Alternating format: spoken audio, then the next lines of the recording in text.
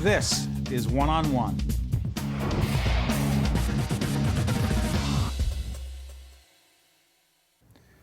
We're pleased to be joined by Joan Hollendonner as Manager of Grants and Philanthropy, the Horizon Foundation for New Jersey, and Susan Hall, CEO, Boys and Girls Clubs in New Jersey. Good to have you both with us. Thank you. Excuse my voice. We are talking about asthma, which is a lot more serious than just having an allergy problem, which I have. Let's talk about this asthma problem. It affects more than 300,000 kids in New Jersey, right? And Horizon, together with the Boys and Girls Clubs, want to deal with it. Describe this program, which is called Breathe Easier with Asthma Management, otherwise known as BEAM. Okay. B-E-A-M. Right, thank you. Well, asthma, for those who may not know, is a disorder that causes the airways of the lungs to swell, and it narrows the airways, and it causes sneezing, coughing, tightness in the chest, and so on. And as you mentioned, it's prevalent among children. Current asthma cases for New Jersey children is about 9% of the population. And interestingly, if you look at the Department of Health statistics, there are totally needless hospitalizations and ER visits. In fact, 16,600 hospitalizations in 2009, 52.7 thousand ER visits. And with asthma, the deal is that you cannot prevent it, you cannot cure it, but you can, in the vast majority of cases, you can manage it and treat it.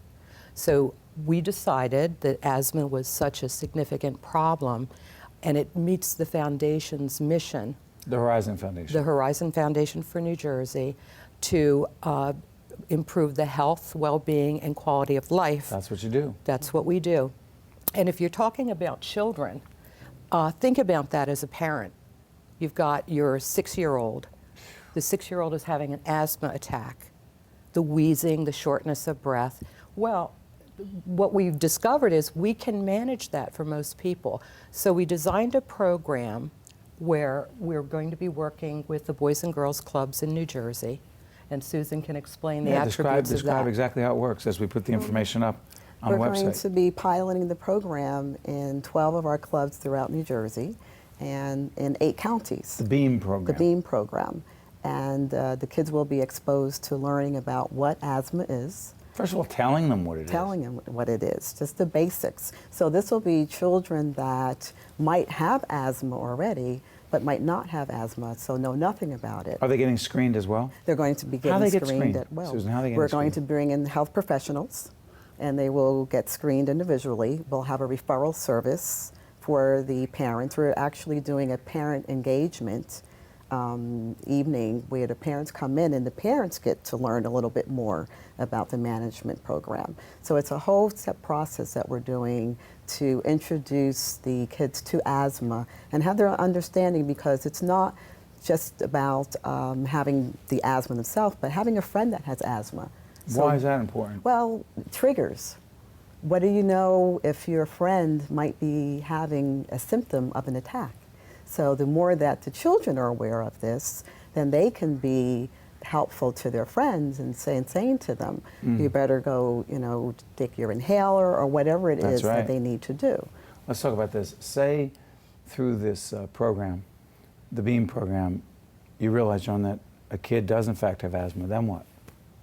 Well, then we are going to have a referral system, and we'll be handing out brochures to the parents, because one thing that there's no doubt about is there is a connection between asthma prevalence and poverty. Okay, so What is that connection? Well, the reasons we can only guess. It could have to do with where the children are living, Right. because some of the triggers are things like mold, exhaust, and that kind of thing. And also pollution, smog, all kinds of things. So there are Absolutely. things that trigger asthma. Go ahead.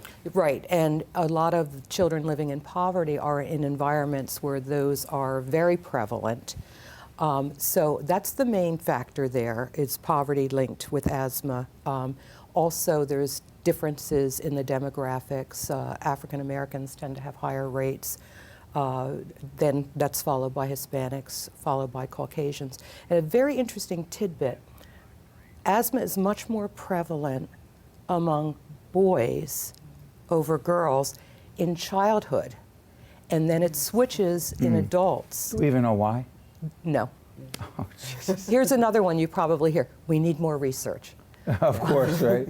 Right. And so the Boys and Girls Club, right? How many clubs again? 12? We have 23 clubs, But 12 are but 12 are piloting. piloting the program. Why is it so important for the Boys and Girls Club? Now, I grew up on the Boys and Girls Club. Mine happened to be, as you know, I always like to say I'm the Broadway Boys and Girls Right. Club. That was mine, right? Right, The North right, End right, was the right, best. right. Why is this? We used to be the Boys Club. Now it's the Boys and Girls Club. Thank God. Well, why is it so important? You know, what we do with our kids is a healthy lifestyles. You know, we're looking at the whole child. So we're not just looking at academically, character, and leadership. We're looking at health. And they engage in physical activities Right. at the clubs. So it's very important that they understand what asthma is and how it can impact them. They're so physical. They're so They're involved in physical. so many athletic and physical Swimming. activities at the Boys and Girls Club.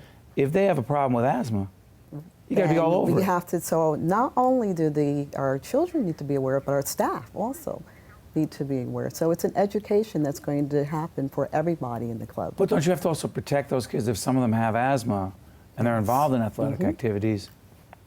Yes. Like, what do you do? Exactly. So what's the emergency situation? That's right. And how do you handle it? So you can, you know, The inhaler maximize- situation, or maybe they shouldn't be doing Right. certain things at certain times, right? That's correct. Yes, I mean, it's exactly. knowledge is the power.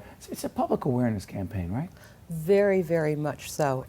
This program has several components, and when we actually commissioned a research paper before we launched the program. We did 23 interviews with experts in the area, both external and internal. We found out that it needs to have the awareness raised. It's not enough is known about it. We need to know that we have to educate children, parents. We have to make sure children are screened. We have to make sure that they're referred to medical providers that can treat their problem, and we also have to evaluate to see if the program is I knew you'd get successful. back on track. No, it was great. Listen, I want to thank both of you for joining us. We're partners with the Boys and Girls Clubs, and we're partners with Horizon. You're the best. Important information. One-on-One with Steve Adubato has been a production of the Caucus Educational Corporation, celebrating over 25 years of broadcast excellence. Funding for this edition of One-on-One with Steve Adubato has been provided by the Russell Berry Foundation, New Jersey Education Association, Wells Fargo Foundation, Caldwell University, Englewood Hospital and Medical Center, New Jersey Sharing Network, and by Community Education Centers. Promotional support provided by The Record, North Jersey's trusted source, and NorthJersey.com, and by NJ Biz, all business, all New Jersey. Transportation provided by Airbrook Limousine, serving the metropolitan New York, New Jersey area.